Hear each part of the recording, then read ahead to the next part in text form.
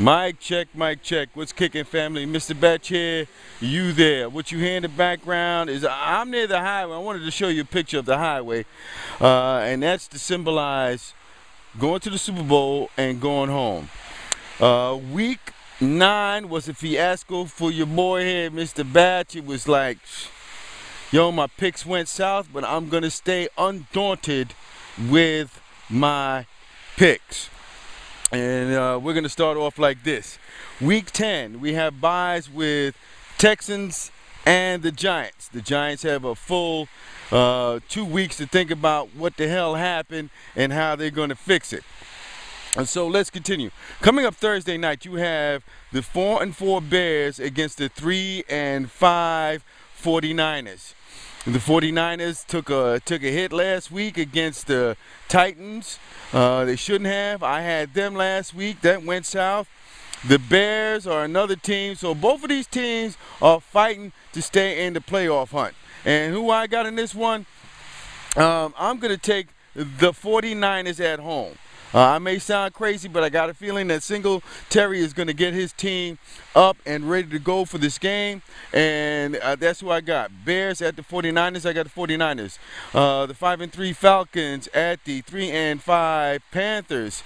Man, I got to take Matty Ice. Didn't do too well last week.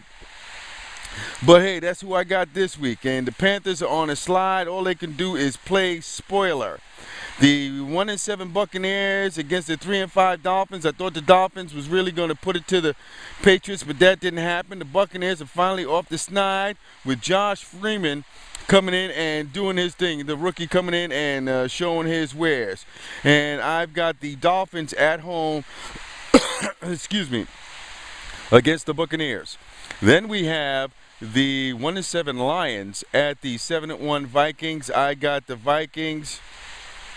4-4 Jaguars at the 4-4 Jets. The Jets has messed me up a couple of the last weeks coming into the bye week. And this is what I'm going to do. I'm going to take the Jets at home. I'm not drinking the Kool-Aid with the Jets, or should I say the jet fuel. But the way they were flying, it looks more like propane that they were on because of the way that their performance came about. All right, moving right along. Bengals at the Steelers. The 6-2 Bengals at the 6-2 Steelers. This is a division game. That's right. First place Bengals against the second place Steelers. That's right. I said the second place Steelers because the Bengals were the first to get to 6-2. Sorry, it doesn't mean that, hey, you guys automatically get it. Let's go. All right. That's going to make some of the Steeler Nation upset.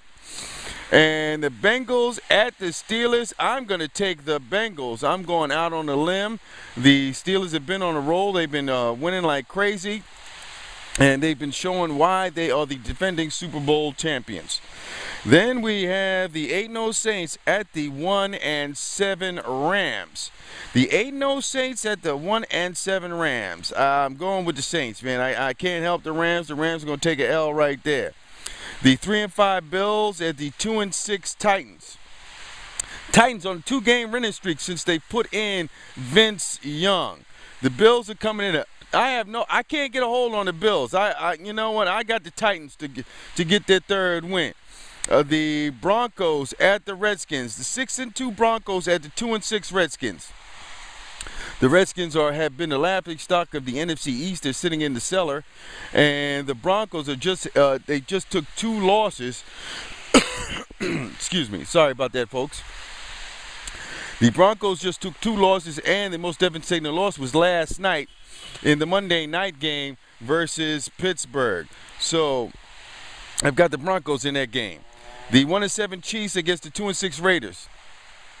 The Chiefs let go of Larry Johnson. Larry Johnson's not going to be playing ball anymore. That's going to be it for him as an NFL ball player. Should never open your mouth. Just play ball, man. Yo, when you come off a couple of seasons where your stuff is dropped off, shame on you. Don't open up your mouth. Just don't talk the talk, walk the walk. Talk is cheap. Play the game. That's what the Giants should do. All right, Chiefs, Raiders. I'm going with the Raiders on this one. Seahawks at the Cardinals. The 3-5 Seahawks at the 5-3 Cardinals. The Cardinals are sitting atop that damn division out there, and this is the Seahawks.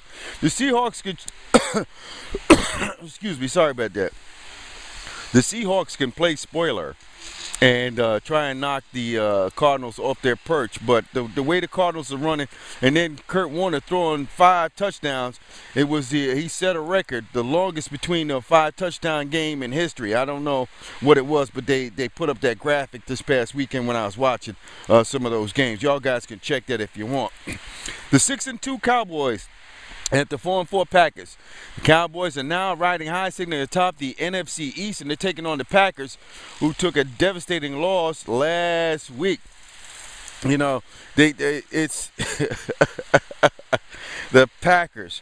I'm telling you, man, what is wrong with them? They gave the Buccaneers their first win. You don't really want to be that team to give those teams that are on the schneid their first win. Cowboys at the Packers. I got the Cowboys. I mean, Rodgers is good. If his line was any good and trying to hold up and make sure that he stays upright to make those passes, then they would be doing something. But I got the Cowboys in that contest.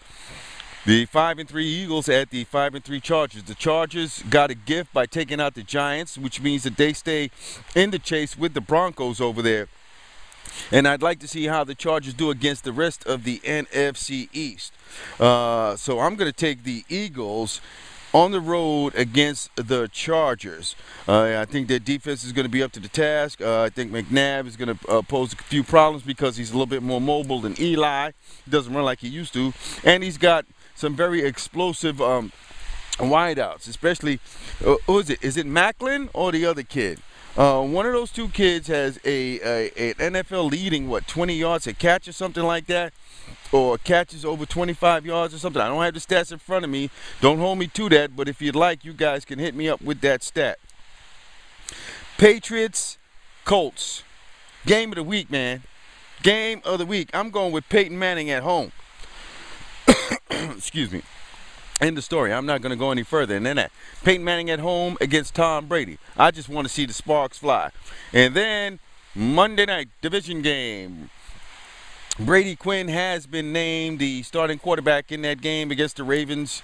And I don't know how much longer Eric Mangini is going to last. And I got Ray and crew to scare the bejesus out of that boy, Brady Quinn. And maybe he should have never sold his house. Or did he actually sell the house? But that's Mr. Batch with his picks for this week. I'm out of here like I stole something. Peace.